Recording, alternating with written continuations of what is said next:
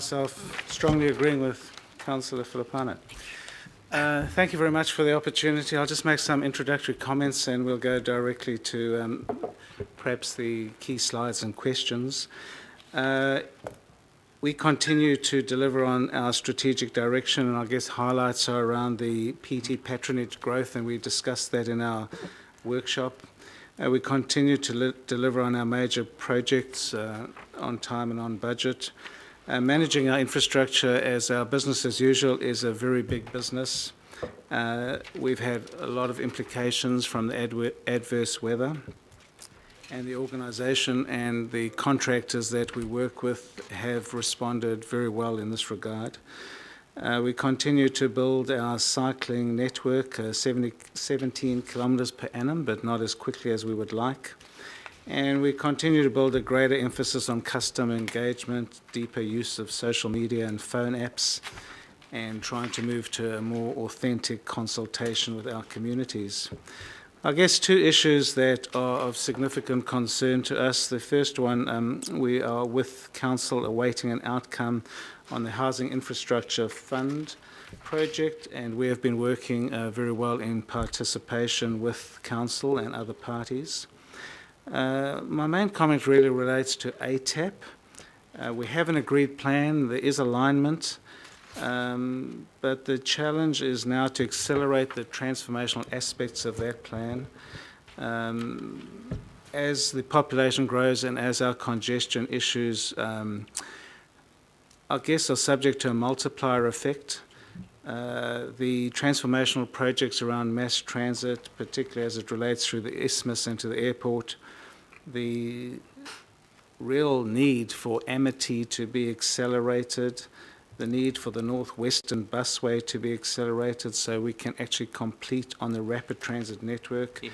These are incredibly important, and we're happy to put our shoulder to the wheel in terms of trying to bring those forward, because it's not realistic for us not to, and the plan cannot lull us into a false sense of complacency.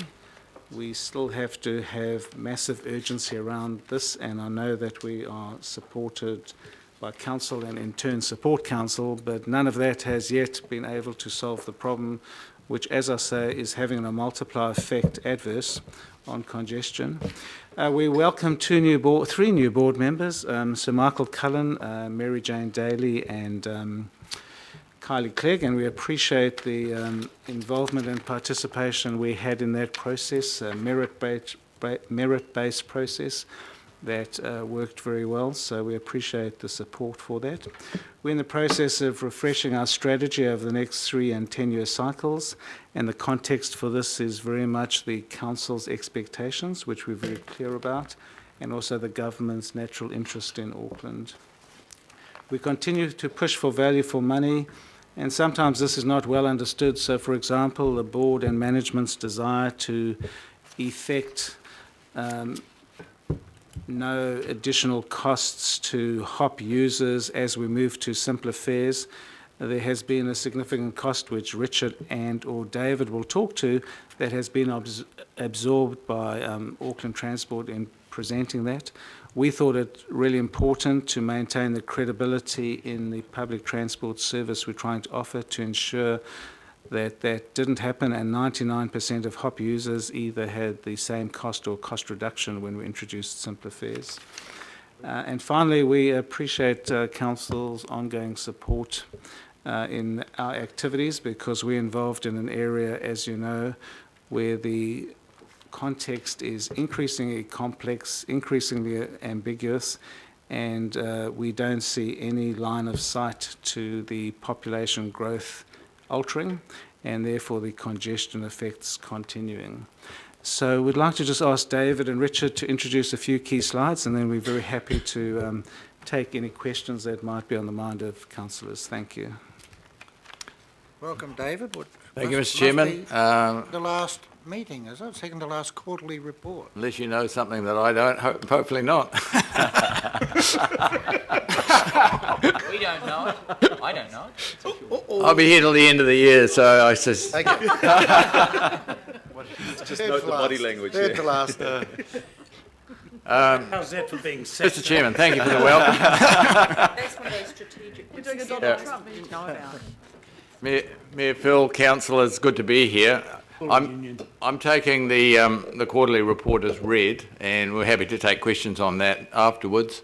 I'm just going to run through a few slides very quickly. Just to perhaps set the scene, the quarterly report's 2 months old. There's a lot of things happening. Try and bring you up to date with where we're at and where we're going to put context on it. We're getting a continued growth. Lester talked about congestion.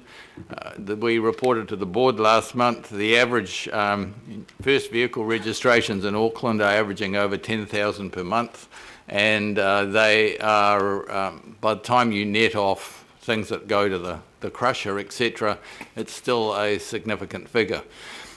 PT is growing significantly as well, but obviously it's challenging. While the average is up, and in some areas we're having significant growth still with the rail network, well up into the double digits, nearly 20%.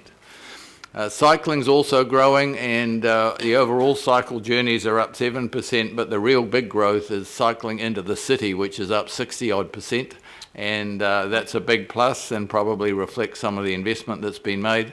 Road deaths are down, and that's despite the greater number of vehicles on the road and the greater kilometre miles being travelled. So that's a pretty good statistic for us.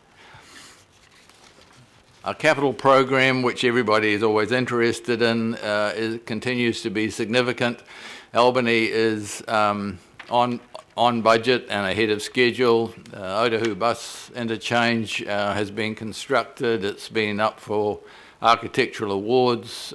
Councillor Lee mentioned Parnell Station, which has been opened. And we're going, Half Moon Bay Wharf is underway, and that's a joint venture with the local board.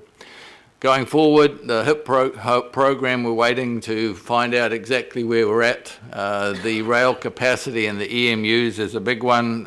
We are pretty well finalised on the design for the battery or hybrid EMUs and the requirements to go forward. We're probably 6 years ahead of our rail patronage estimates, and we're going to need to move very quickly on those EMUs, or we will not have the capacity to carry people within a couple of years.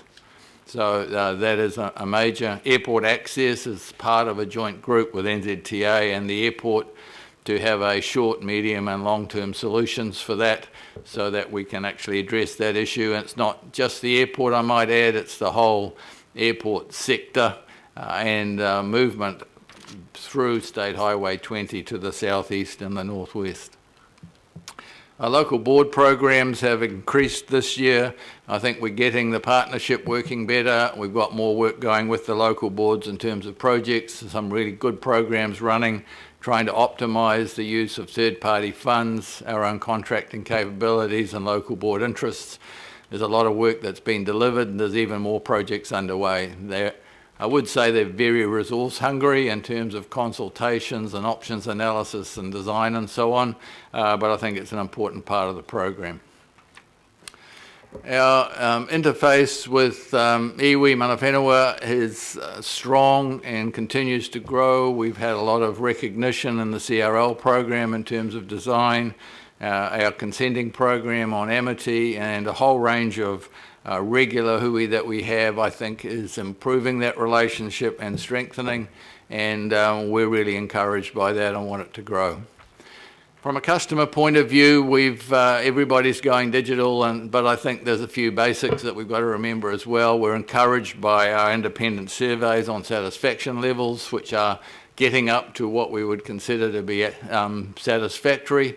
We've done a lot of launching recently on new apps for PT and parking, and we're about to do a launch on a rideshare app. There's a soft launch and it's on the website, but we are promoting that as part of the overall sort of mobility as a service general direction that we're heading down.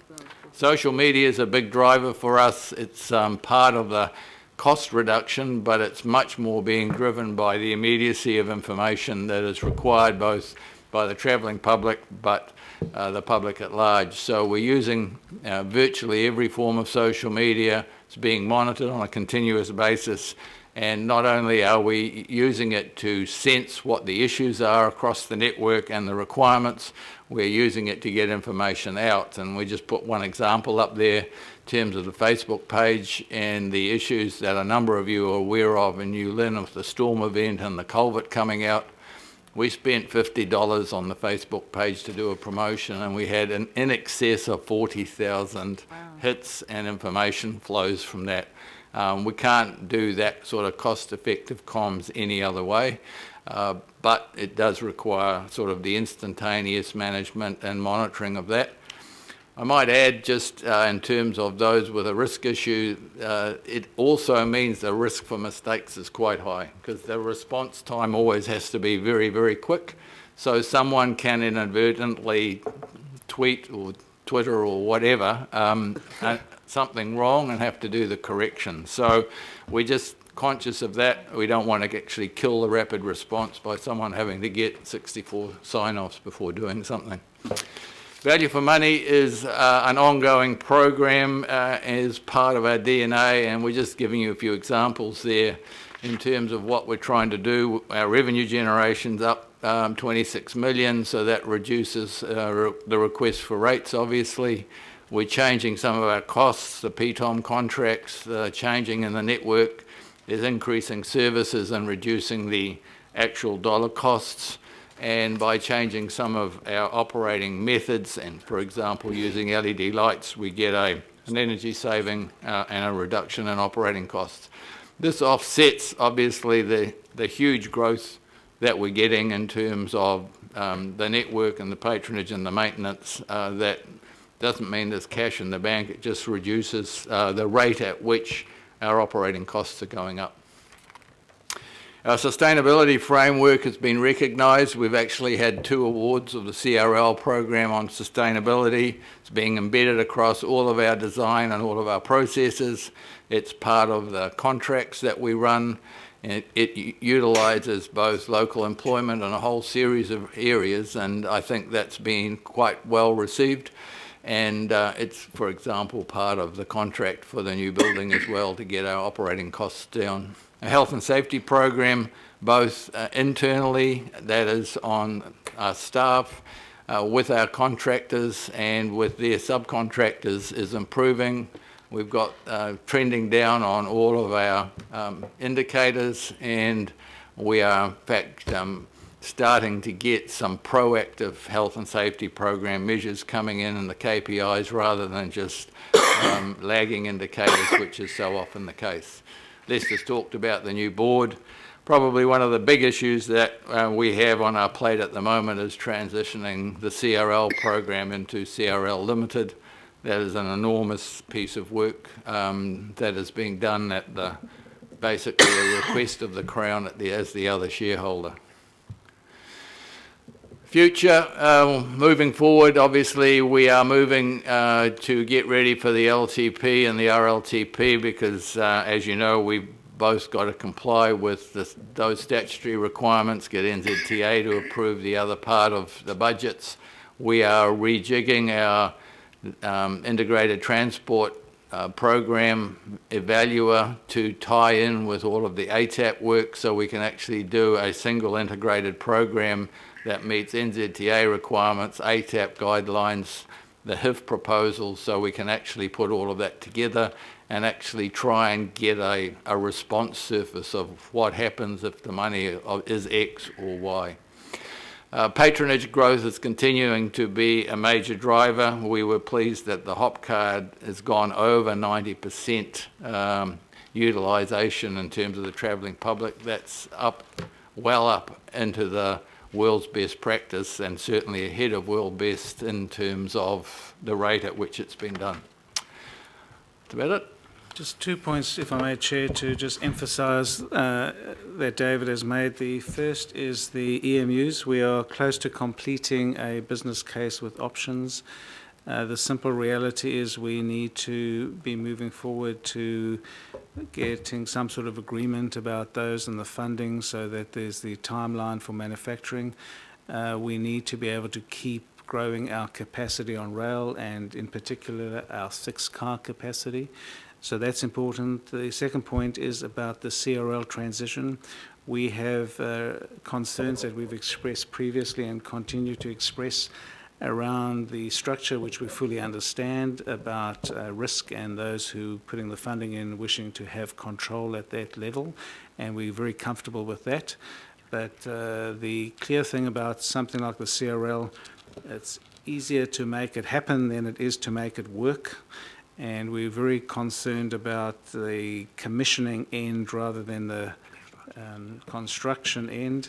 And to that point, we have Sir Brian Roche, the chair of CRL Limited, coming to our next board meeting so that he could understand from board and senior executives what our concerns around commissioning are, because you can't look at those at the distal end of construction. They need to be carefully considered and thought through in an integrated way now. So AT and I guess Key Rail as well, being expressed as perhaps customers of CRL Limited is a concern from the commissioning perspective. Thank you. Thank you. Councillor Watson. Oh, thank you.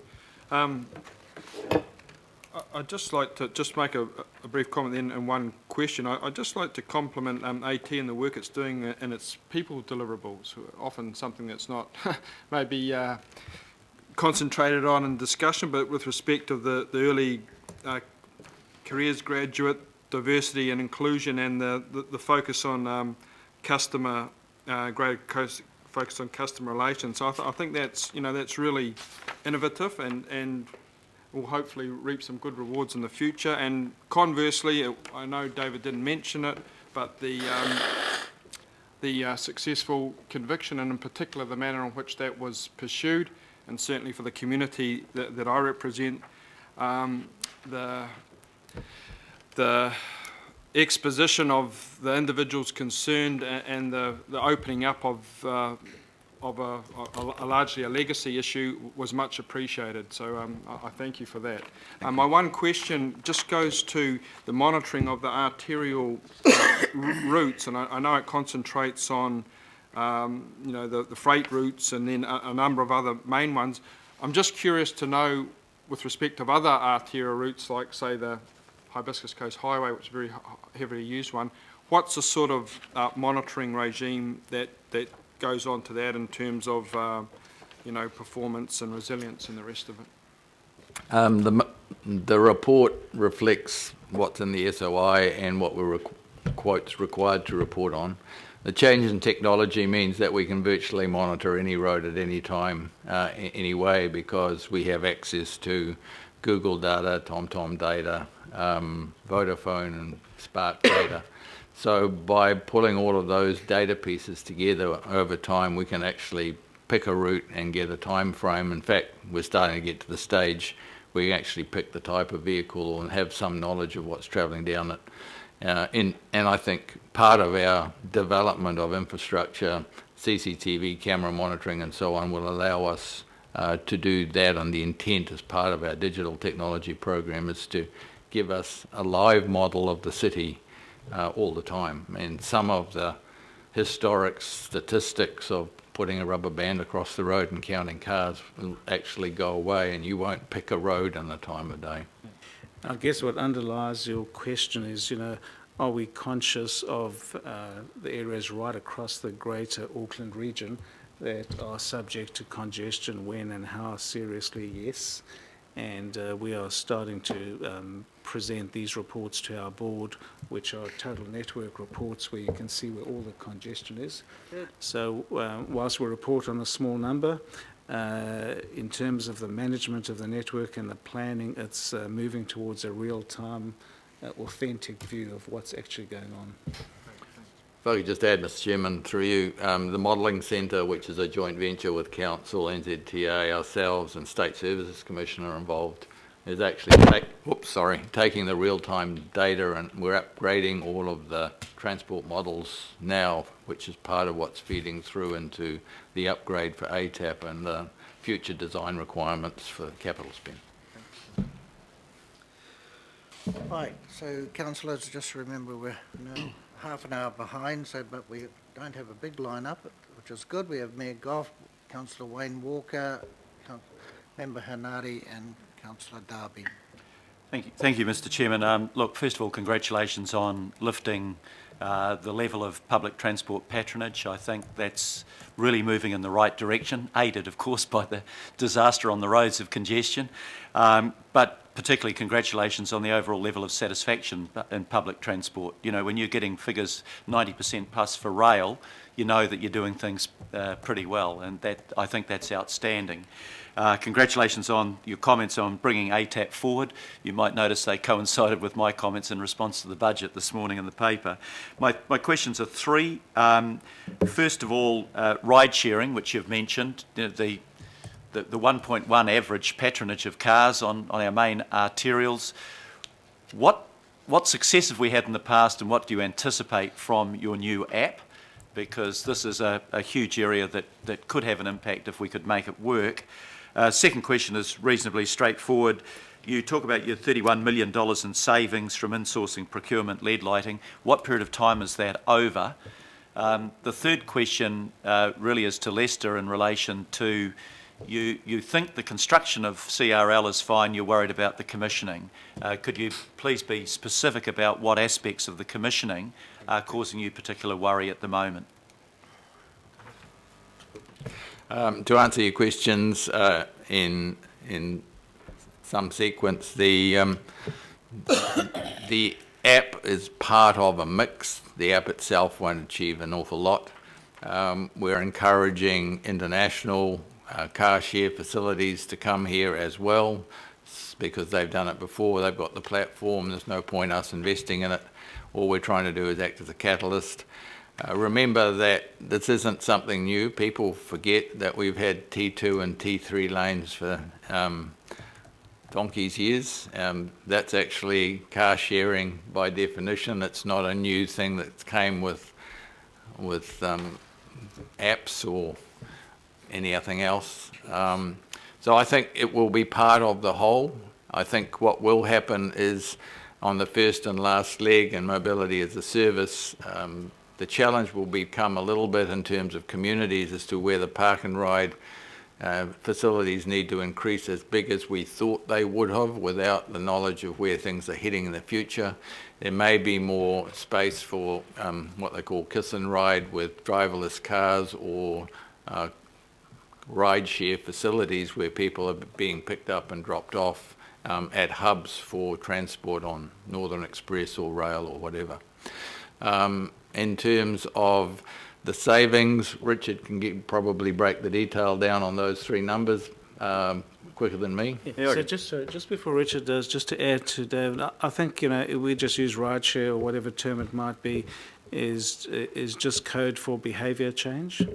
And realistically, because of the slow nature in which decisions get made, and I know you're equally frustrated with that as we are, we really have to put more effort and momentum behind behaviour change, because we can probably get results from that more quickly.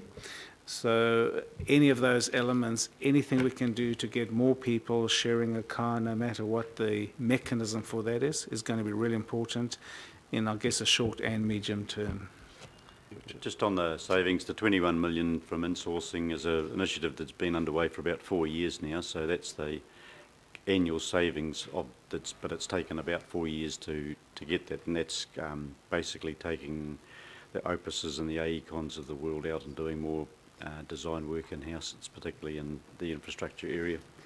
The procurement savings of $7 million, it's by and large a result of a joint project that's been going on across the council family and led by Auckland Council to co-source or improve our procurement generally. And the LED lighting savings will take 3 years to achieve. So when we've completed our current LED lighting change, we will be achieving that level of savings, but it's not there yet. Thank you. And with regard to the commissioning, really the issues, Mayor Goff, are related mainly to integration, but I'll ask David to just address maybe the key specifics that we're concerned about. Just also to say that these concerns are not new. We've expressed them since the initiation of the CRL limited process. Might be better to take a lot of it offline, Your Worship. I think I understand. I fundamentally disagree with the structure because I think they've isolated the construction entity away from the operational entities. And one of the successes, in my view, of Auckland Transport's capital delivery program, whether it's the hop card or the electric trains or the roading networks, it's because the operation has been integrated with the capital delivery programs all the way through. So it becomes a seamless component through design, construction, commissioning, and full operation. And a lot of people don't get that. And I think when you put CRL with the size it is into a separate entity, it is not a road being constructed in a paddock. It's an integrated part of the whole during the construction period, during commissioning, during integration with Kiwi Rail and our operating network, and it actually hooks into an operating network on both ends. So there's a huge amount of operational interface during the construction period. We're even thinking, I mean, the battery EMUs, for example, may well facilitate the construction of CRL because we'll be able to run electric trains through to Henderson through a non-electrified patch that they would take out of electrification for construction safety purposes. So all of those integrating things are happening as of course that nobody thinks about when it's embedded in AT. So that's my concern. I have a philosophical disagreement with the structure. I lost that fight. We're now facilitating the transition. But I think in that regard, the system, irrespective of the structure, the system is unfortunately a vertically disintegrated system anyhow. That's the legacy. And there is complexity in the system now that wasn't there before. For example, the electronic train control system, the electrification. So all of these elements need to be able to be interwoven in a way that there are not unintended consequences. And I think we just think that there's not enough thought to that. This isn't some kind of tangible structure that's just being built. In the end, it has to actually work. And I guess we're just trying to be heard on that, and that's why we have invited Sir Brian to our meeting, and he's agreed to come, because we don't want in 2022, 23, whenever it is, and somebody's scratching their head saying, how come this doesn't work? And we believe that the possibility of that is real. Thank you. And avoidable. Well, it will need to be avoided. Yeah.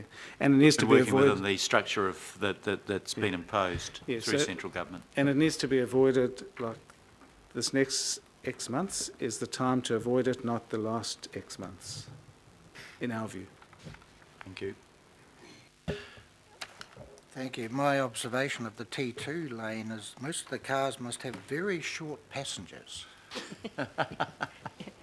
We've actually got a revenue initiative underway at the moment to increase the enforcement of vehicle lanes. It's quite lucrative. We're actually waiting the legislation that's going through on the Amendment Act, which will actually allow us to have stationary cameras to police that. At the moment, the way the Act's written, we actually have to have a person standing there beside a camera, which is why it becomes a little farcical.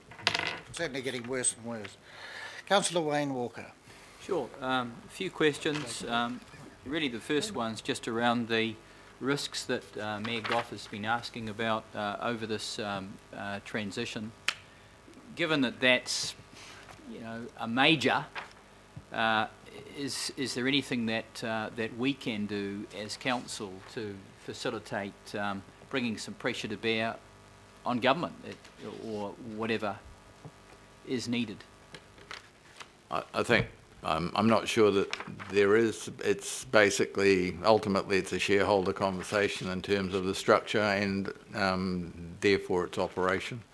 Now that the structure's being in place, the key issue will be how it's practically interfaced with AT. that's going to have to be an ongoing part of a conversation. But the council is part of the shareholding, so that's an excellent place for these issues to have a voice.